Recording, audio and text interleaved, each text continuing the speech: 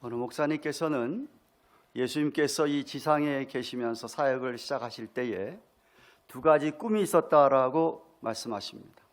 하나는 십자가를 지시는 꿈이고 다른 하나는 교회에 대한 꿈이었다라고 얘기하시는데 제가 아주 공감이 가고 동의가 되고 정말 예수님이 이 세상에서 3년 동안의 공생의 사역의 초점이 그렇게 십자가를 지시는 것과 교회에 있었다는 것을 저와 여러분이 좀 기억했으면 참 좋겠습니다.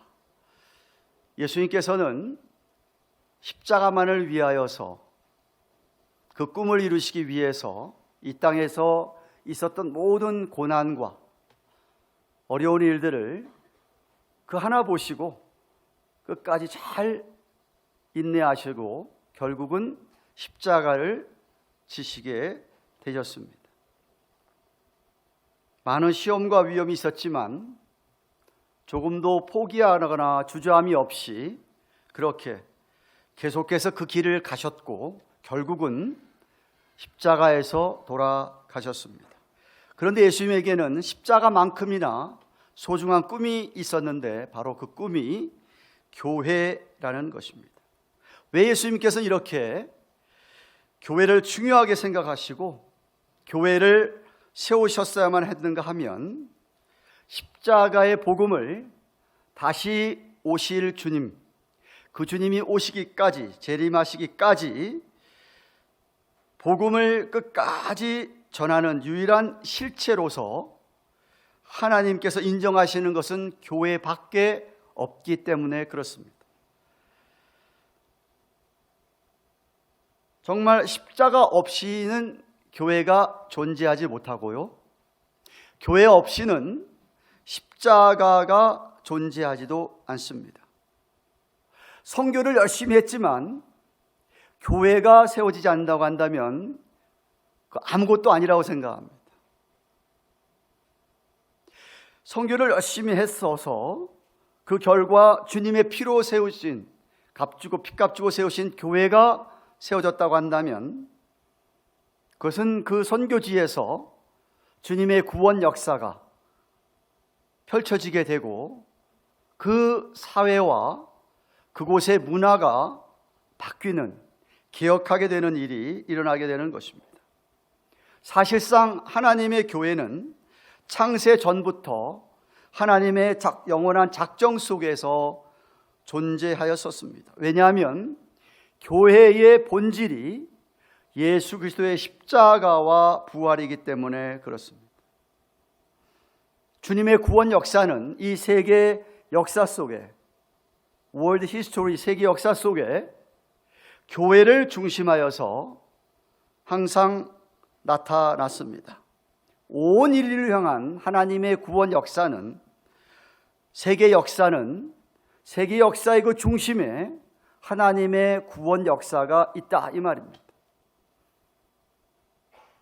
구속 역사의 중심에 예수 그리스도가 계시고 그리고 세계 역사도 그렇기 때문에 BC와 AD로 Before Christ와 Anno Domine라고 하는 주 전과 주 후로 바뀐 이유가 바로 거기에 있습니다. 오늘도 예수님께서 하시는 일은 이 세상 역사 속에서 그의 교회를 통하여서 나타나고 있습니다. 구약 시대에는 제단, 단이라고 하는 번제단, 그 다음에 성막, 그리고 성전으로 이어졌다고 한다면 정말 구약에서 예언되어진 메시아가 이 땅에 오셔서 십자가에서 죽으시고 부활승천하신 후에 오순절에 성령이 강림한 후로는 드디어 신약 교회가 탄생하게 됩니다. 예수님 자신이 기초가 된 신약 교회였습니다. 예수 그리스도가 바로 교회의 모퉁이 돌이었습니다.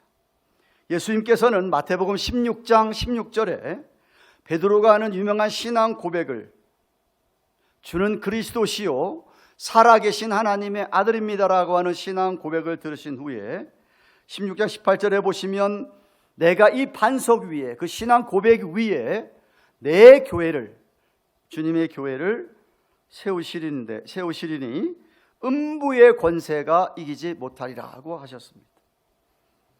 음부의 권세, 사망의 세력을 이기는, 승리하는 그런 교회라고 하십니다.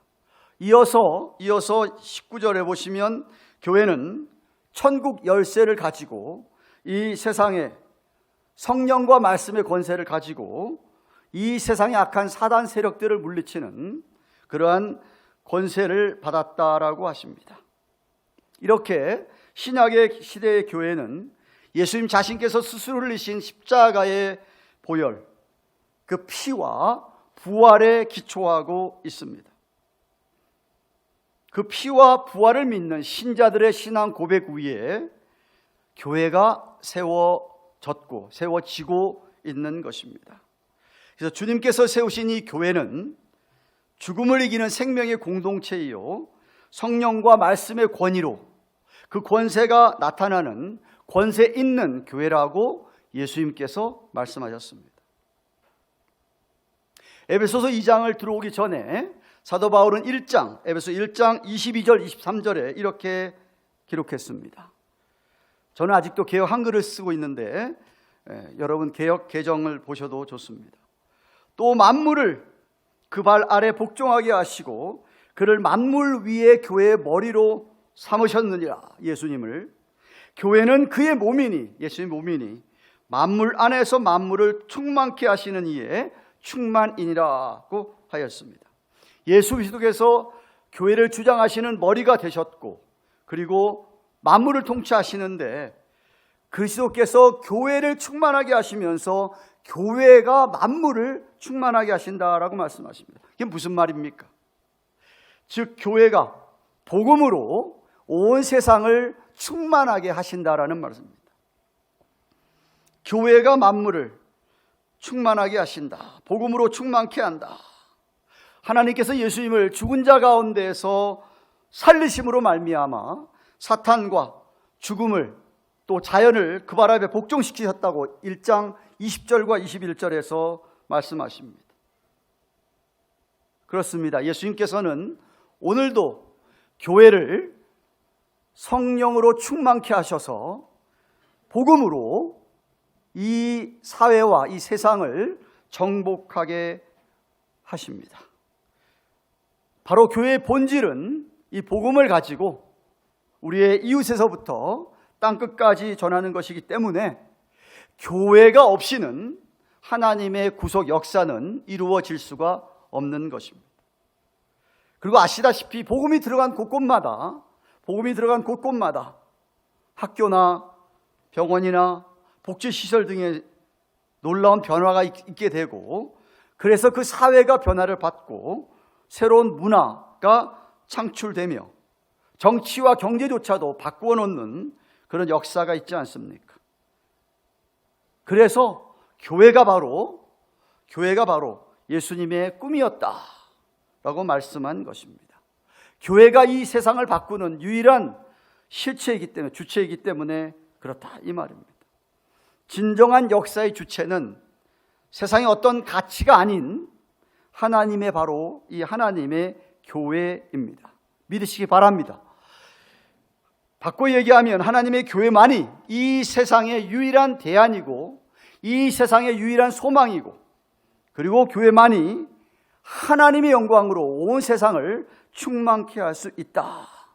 이 세상에 안고 있는 모든 문제, 이 세상에 안고 있는 모든 슬픔, 고통, 아픔, 이것에 대한 해답이 바로 하나님의 교회에 있다 이 말입니다. 그런데도 안타까운 것은 오늘날의 많은 목회자들이나 지도자들, 교인들이 하나님의 교회가 자신이 생명을 바쳐서 섬길 만한 그러한 가치가 있는 것인지에 대한 생각이나 확신이 없기 때문에, 비전이 없기 때문에, 그 가치를 실감하지 못하기 때문에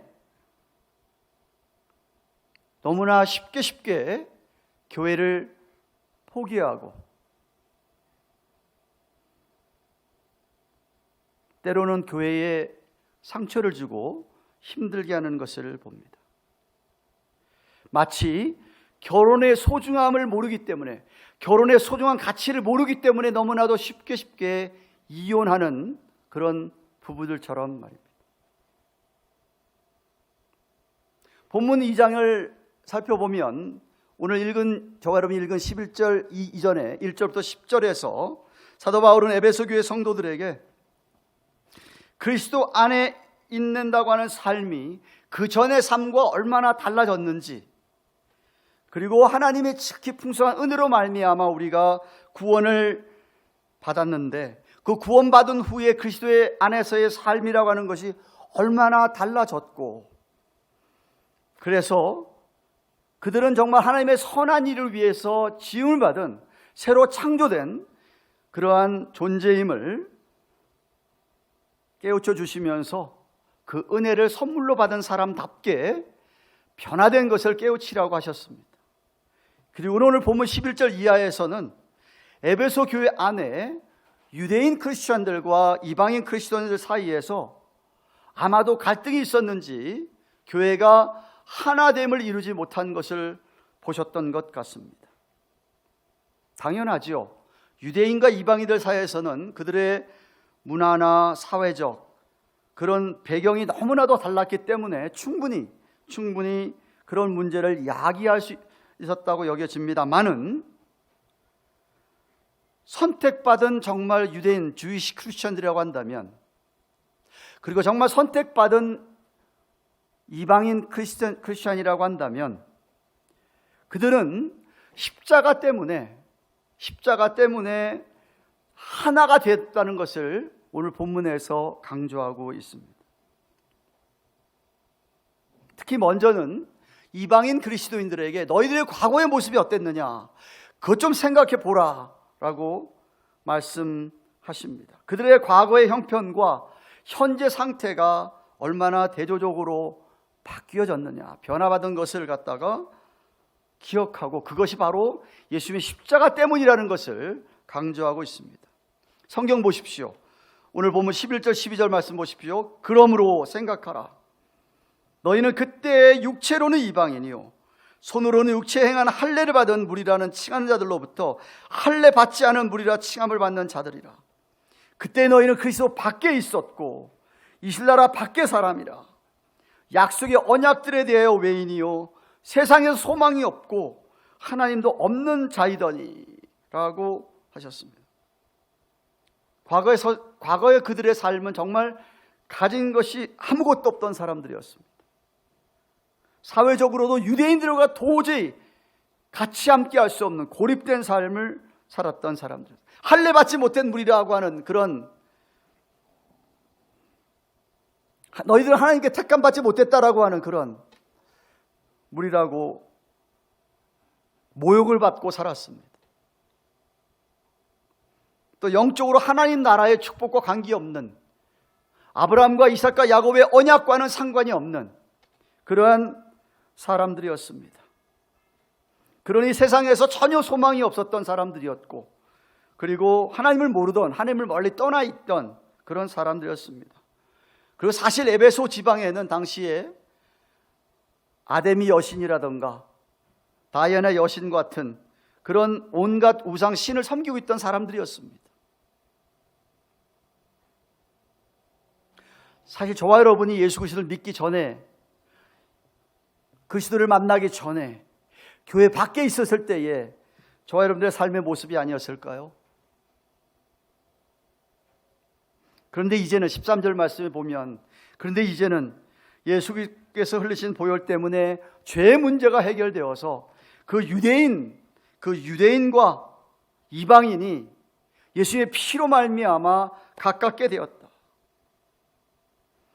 교회 안에서 새 사람이 되어서 한 하나님을 찬양하게 되지 않았느냐, 예수님을 경배하게 되지 않았느냐. 그것은 고난의 십자가가 화평을 가져다 주었기 때문이라고 하십니다. 예수님께서 화목 제물이 되셔서 우리로 먼저는 하나님과 화목하게 하시고, 그리고 너희들도 화목하게 하게 하셨다, 하나가 되게 하셨다라고 말씀하십니다. 그래서 14절부터 16절 말씀 보십시오.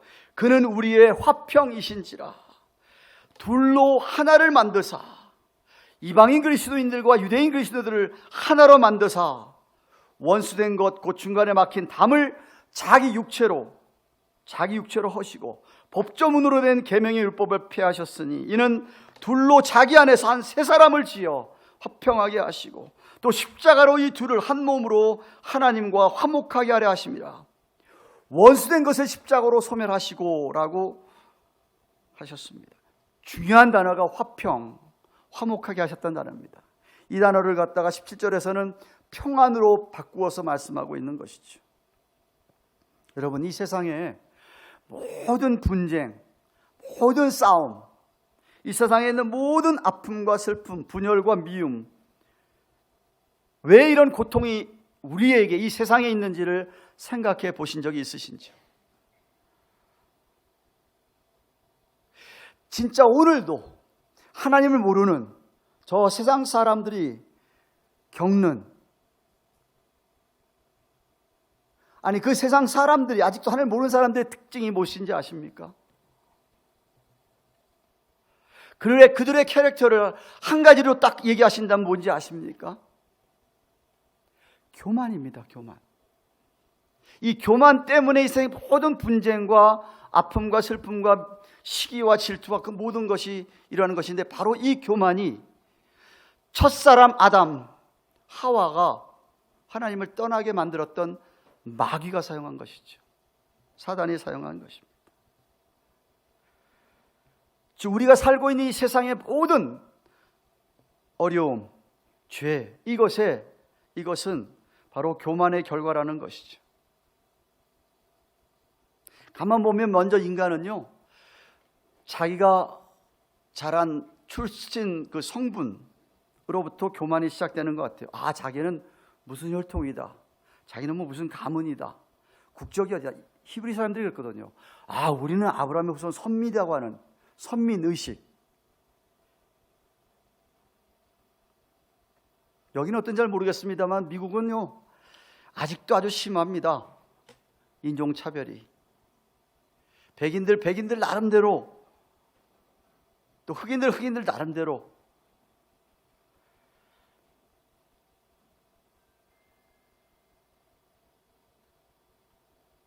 교만하죠. 바울이 자기도 예수 만나기 전에 바울도 내가 어떤 사람인데, 히브리인 중에 히브리, 베냐민 왕족이다 이겁니다. 그걸 자랑했지요. 우리나라도 마찬가지 아닙니까?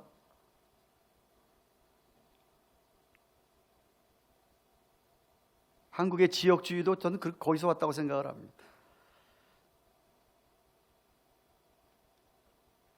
자기의 외부적인 조건을 내세워서 또 다른 분쟁의 요인은 그 교만으로부터 온 것인데, 그게 바로 뭐냐면 욕심입니다. 욕심. 가진 사람은 더 가지려고 하고, 없는 사람은 없기 때문에 더 가지려고 하죠. 서로 더 가지려고 하는 그런 욕망 때문에 필연적으로 분쟁이 일어나게 되어 있는 것이죠.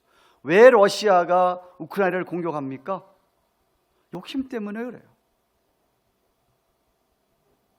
왜 미움이 생깁니까? 왜 갈등이 생기죠? 사람들은 더 많이 가지려고, 더 높은 자리를 찾으려고 하려고 하고.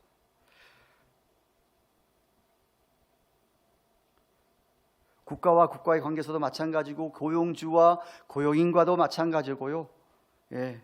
한 가정에서의 남편과 아내, 부모와 자식과의 관계, 교회 안에서의 모든 문제는 다 욕심 때문에 그렇습니다. 교만으로 인한 욕심 때문에 그렇습니다. 주도권 쟁탈이죠. 교만은 자꾸만 우리를 부추깁니다. 세상 사람들 자꾸 부추기죠. 그렇게. 당시에는 지식의 교만도 있었고, 오늘도 마찬가지겠죠. 헬라인들은 우리가 얼마나 똑똑한데, 헬라 철학자들의 자랑이었습니다.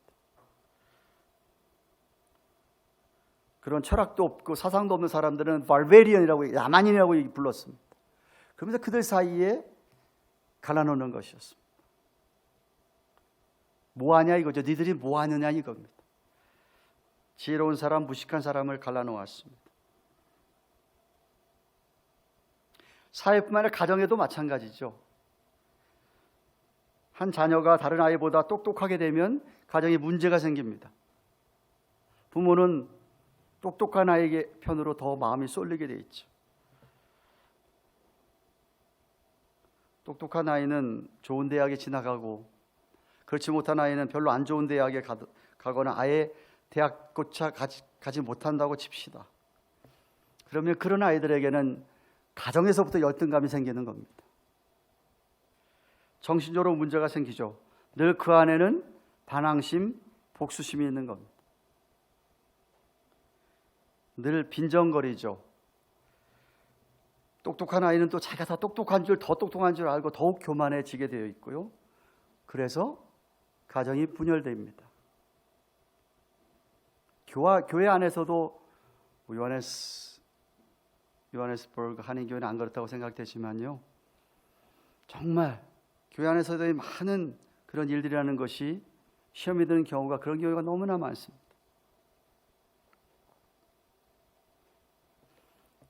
교만과 교만으로 인한 욕심과 이런 것 때문에 생기는 모든 이 세상의 이 문제들을 해결할 만한 것은 세상에는 없습니다.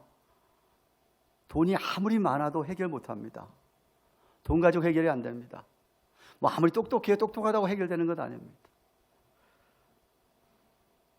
권력이 있어서 파워를 가지고 화평히 할 수 있는 것 같습니까? 절대로 못합니다.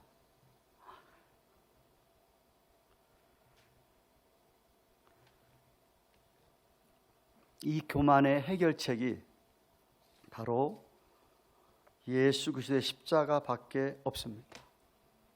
죄의 문제를 해결하는 것은 십자가밖에 없기 때문에 그렇습니다.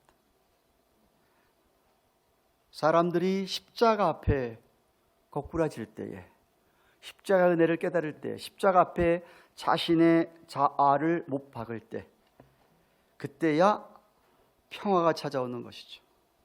그때 진실한 화목이 이루어지는 것이고요. 십자가를 떠나서는 불가능합니다. 해결이 불가능합니다. 왜 십자가가 세상의 모든 문제를 해결할 수 있습니까? 십자가는 우선 자기가 어떤 사람인가를 잘 보게 하기 때문에 그렇습니다. 내가 어떤 존재인가를 잘 깨닫게 해주는 것이 예수님의 십자가입니다. 인간의 이 sin nature는, 본성은요, 늘 자기 자신을 숨기려고 하는 경향이 있습니다. 문제가 생기면 절대로 자기를 비난하지 않습니다. 문제가 생기면 늘 다른 사람을 비난합니다. 책임을 회피하죠. 그러나 십자가의 은혜를 깨닫는 사람, 십자가 앞에 선 사람은 나 때문이라고 깨닫습니다. 자신의 죄를 깨닫게 됩니다.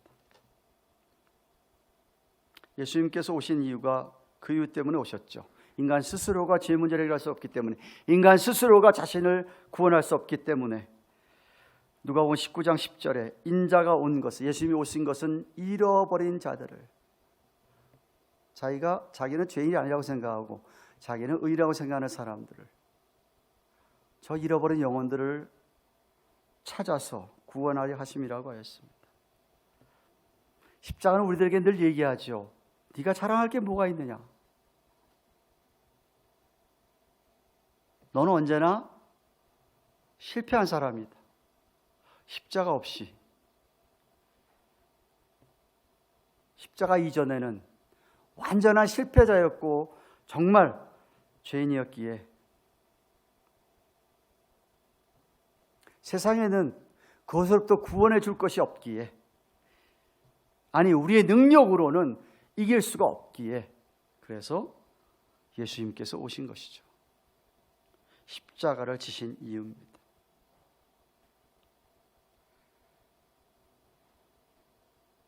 바울이 그랬죠. 십자가의 예수님을 만난 후에부터 정말 그는 그에 있었던 모든 교만이 사라졌습니다.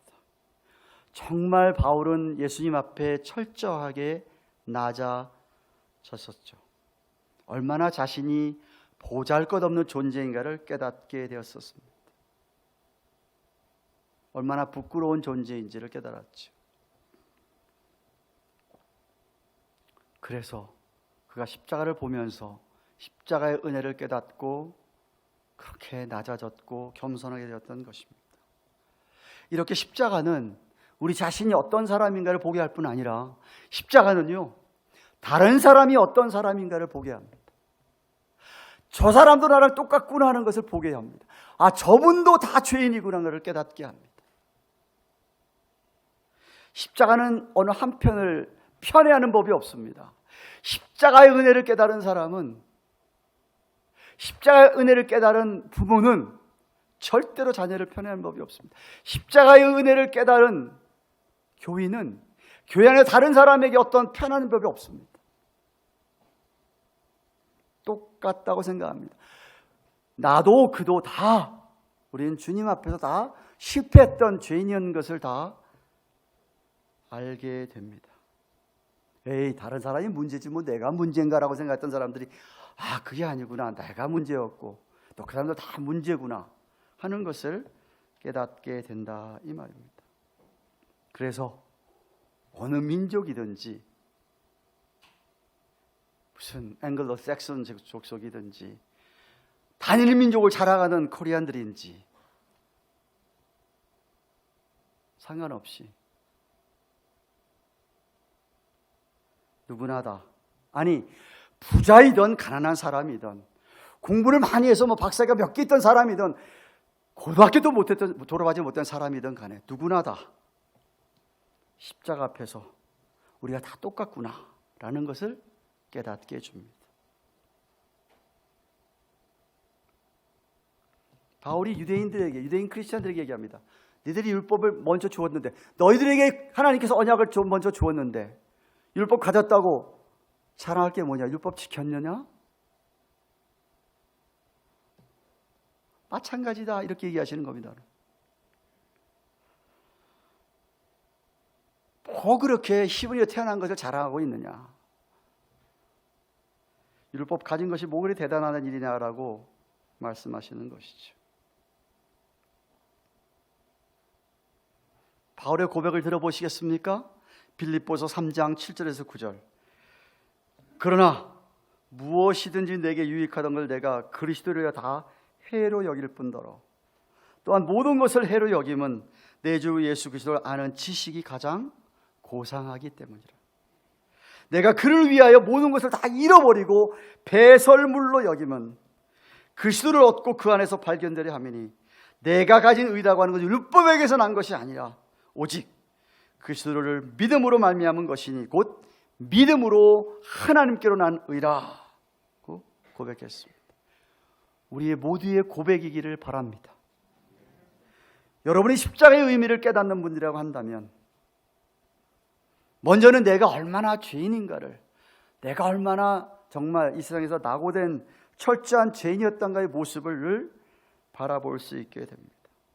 아, 십자가 없이는, 주님 없이는 내가 아무것도 할 수 없구나라고 하는 것을 깨닫게 되지요. 15절, 오늘 보면 15절 말씀하시는 새 사람을 뜻하는 것입니다. 그래서 17절 18절에 뭐라고 합니까? 오늘 본문에 성경 보십시오. 또 오셔서 먼데 있는 너희에게 평안을 전하고 가까운 데 있는 자들에게 평안을 전하셨으니 이는 그로 말미암아 우리 둘이 한 성령 안에서 아버지께 나아감을 얻게 하려 하심이라고 하신 것입니다. 성령께서 하신 일이다.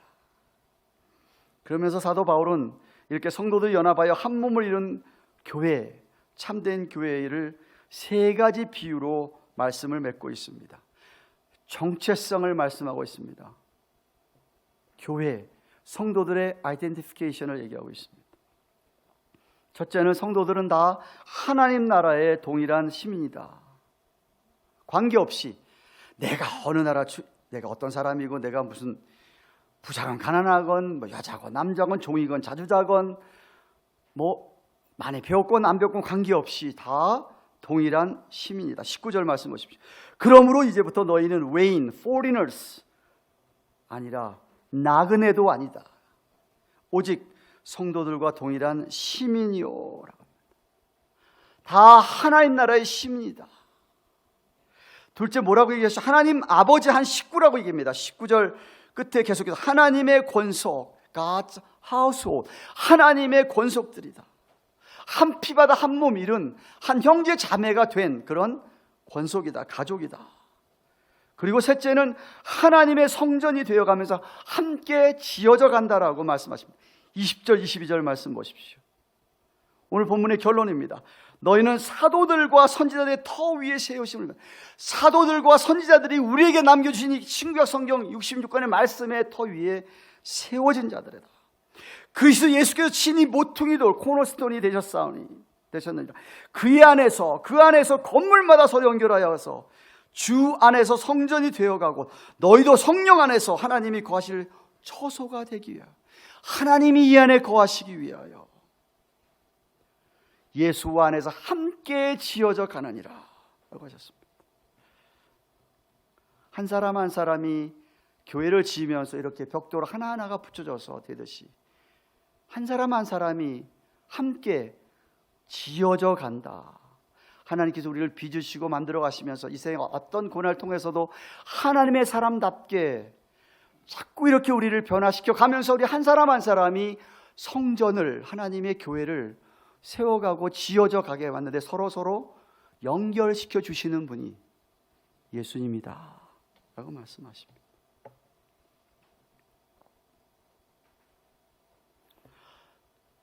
세 가지 말씀하셨습니다. 우리는 다 동일한 하나님 나라의 시민이다. 하나님의 가족 권속이다. 성전이 되는데 서로 지어가게 하신다. 연결되셔서 자꾸 이렇게 지어가게 하신다. 성전이 되어가게 하신다 라고 하십니다. 그래서 사도 바울이 에베소서 4장에 와서 4장 2절에 이렇게 얘기하십니다. 모든 겸손과 온유로 하고 오래 참음으로 사랑 가운데 서로 용납을 하고 평안에 매는 줄로 성령이 하나 되게 하신 것을 힘써 지키라. 종종 교인들이 기도하는 거 보면 하나님 우리가 하나 되게 하소서라고 기도하시는데요, 성경적인 기도가 아닙니다. 그것은 예수님께서 요한복음 17장에 돌아가시기 전에 십자가를 앞두고 제자들을 위해서 하신 기도가 그 기도예요. 하나님 앞에서 제자들을 위해서 기도하셨습니다. 하나님 아버지, 우리가 하나인 것처럼, 성부 성자 성령 하나인 것처럼 저희도 제자들도 하나 되게 해달라고 하는 것이 예수님의 기도였습니다. 예수님께서 하나님 아버지께서 기도했는데 하나님께서 기도를 들어주셨을까요? 안 들어주셨을까요? 대답 좀 해보세요. 저 혼자 떠들게 하지 마시고. 예수님의 기도를 들어주셨을까요? 들어주셔서 하나 되게 하셨어요.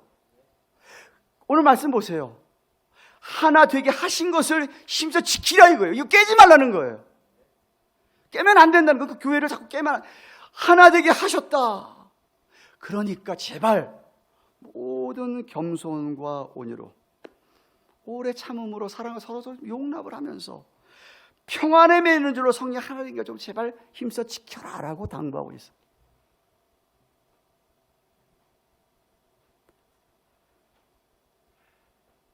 여러분께서 십자가의 은혜를 받으신 분이라고 한다면, 십자가 앞에서 내가 누군가를 깨달으신 분이고 다른 사람이 어떤 분을 깨달으셨다고 한다면 그 확신을 가지시고 정말 하나 됐다라고 하는 그 모습으로 하나님께 영광을 돌리시기를 축원합니다. 네. 여러분 가만 보세요. 세상 사람들은요, 안 믿는 사람들조차도요, 자신들이 어떤 그 공동체, 어떤 소속, 어떤 그 모임의 어떤 그 구성에 자기가 소속되기를 원합니다. 세상 사람들 예외 없습니다. 한 나라에 소속되기 원하고, 한 직장에 소속되기 원하고, 한 사회의 어떤 구성 자체, 어떤 여기도 있는지 모르겠습니다만 저희 있는데 한인회가 많은데 어떤 한인회에 자기가 소속되기 원하고, 어떤 그 사람들이 모인 그 모임에 소속되기를 원하는 게 사람의 인간의 본성이에요. 그래서 그들이 소속이 되잖아요. 그럼 소속된 곳에서 자기가 거기서 인정받기를 원합니다. 거기서 자기가 왕따 당하거나 이렇게 버림받지 않기를 원하기 때문에 소속된 거기서 열심히 정말 책임을 다하려고 하는 게 보통 사람, 좀 생각 있는 사람이라면 다 그렇게 합니다. 그래서 직장에 들어가서는 그 직장 공동체에 있기 때문에 거기서 직장인으로서의 책임과 의무를 다하려고 하지요. 어떤 프로 선수가 한 팀에 소속이 되면 그 팀에서 팀의 그 프린시플과 모든 규칙을 다 따르려고 해. 그 팀에 소속된 거기서 제껴지지 않기를 애를 쓰게 되어 있습니다. 어디서든지 마찬가지입니다. 그런데 희한하게 교회에 와가지고 교회라는 공동체에 속해져 가지고서는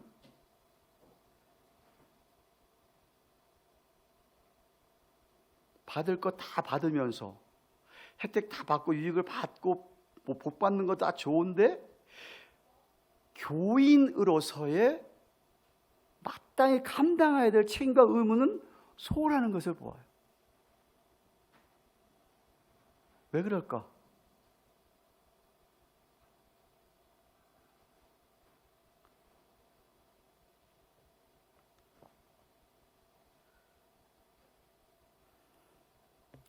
교회가 도대체 무엇인지를 잘 몰라서 그렇지 것이 아닌가.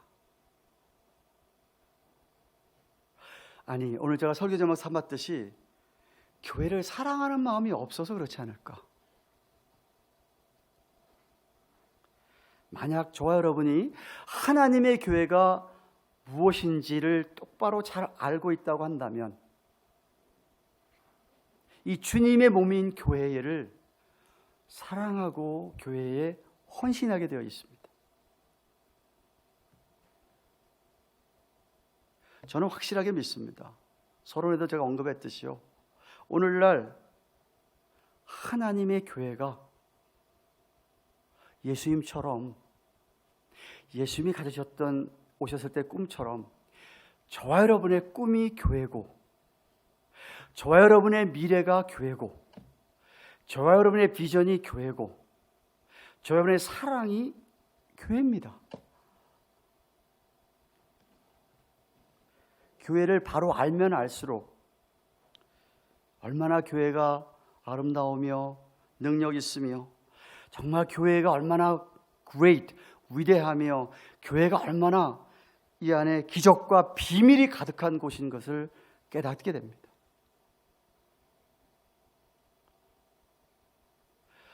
정말 십자가를 깨달은 사람이라고 한다면 저는 믿습니다. 하나님의 교회에 미쳐야 된다고 생각합니다. 왜죠? 교회에 미친다는 것은요, 곧 주님에게 미친다는 거예요.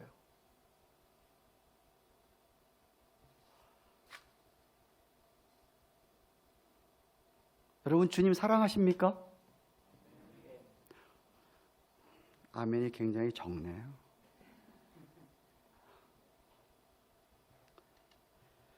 주님 사랑한다고, 주님 뜨겁게 사랑한다 하시는 분이 교회를 사랑하지 않아요? 죄송하지만 거짓말하고 계시는 겁니다. 주님 사랑하는 거짓말이에요. 왜 그렇죠? 주님의 몸이 교회인데 주님 사랑하면서 몸은 사랑 안 해요? 남편들에게 물어봅시다. 아내 사랑들 하세요? 몇몇 사람밖에 없네. 요한에서 보고 문제 있는데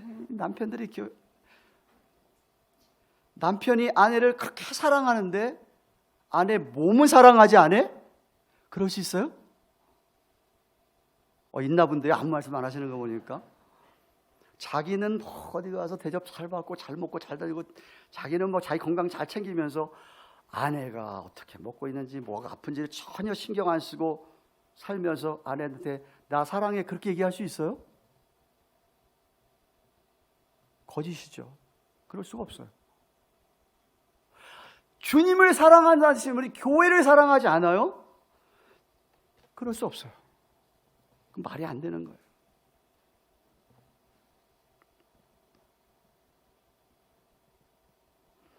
정말 마음과 뜻과 정성과 목숨 다하여 하나님을 사랑하신다면, 주님을 사랑하신다면 하나님의 교회 그렇게 사랑하고 정말 예배에 목숨 걸고 섬기고 봉사하고 그렇다고 한다면 그럴 때 찾아오는 무슨 고난, 어려움, 배고픔 별로 중요하지 않습니다. 2000여 년 교회 역사를 보십시오. 하나님의 교회는 늘 고난을 먹고 자랐습니다. 고난 속에서도 교회는 자라게 되어 있습니다. 그렇기 때문에 여러분, 내가 주님 사랑한다 하면서 또 교회 사랑한다 하면서 교회를 섬기며 옆에 있는 사람 섬기며 겪게 되는 어려움들에 대해서 힘들다고 말하지 마십시오. 가정에 여러분 어려움이 있습니까? 신혼 때 좀 생각해 보세요. 부부가 뜨겁게 사랑하면요, 가정에 아무리 어려움이 있어도요, 그게 하나도 문제로, 어려움으로 보이지 않습니다. 나한테 당신 있고 당신한테 내가 있는데 이게 뭐 이렇게 어려워? 우리 사랑하고 있는데 이거 다 해결해 나갈 수 있지. 그렇게 살아오지 않으셨어요? 안 그런가 보네. 자꾸만 얘기 안 하시고 보니까. 사랑하면요, 그 아무것도 아니에요. 사랑이 없기 때문에, 사랑이 식어졌기 때문에 힘든 거예요.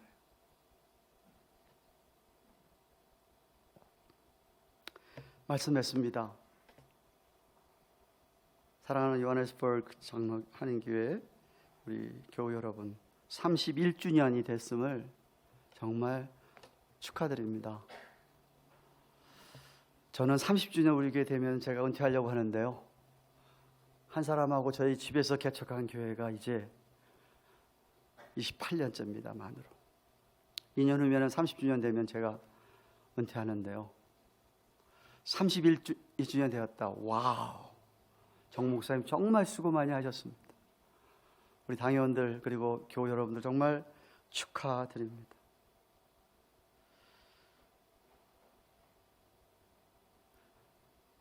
우리 교회가 앞으로 50주년, 주님 만약에 오시면은 다행이고 그때까지 안 오신다면 계속해서 요하네스버그 한인교회가 정말 하나님께서, 주님께서 우리 교회를 향한 꿈을, 비전을 잃어버리지 않기를 바랍니다.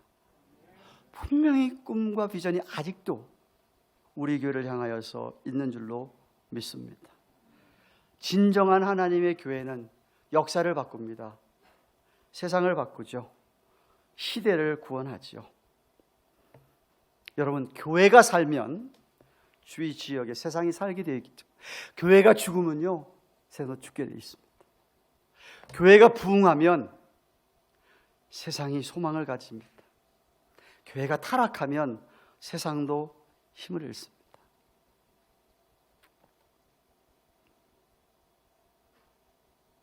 교회는 예수님의 능력이, 성령의 능력이 나타나는 공동체인 줄로 믿습니다.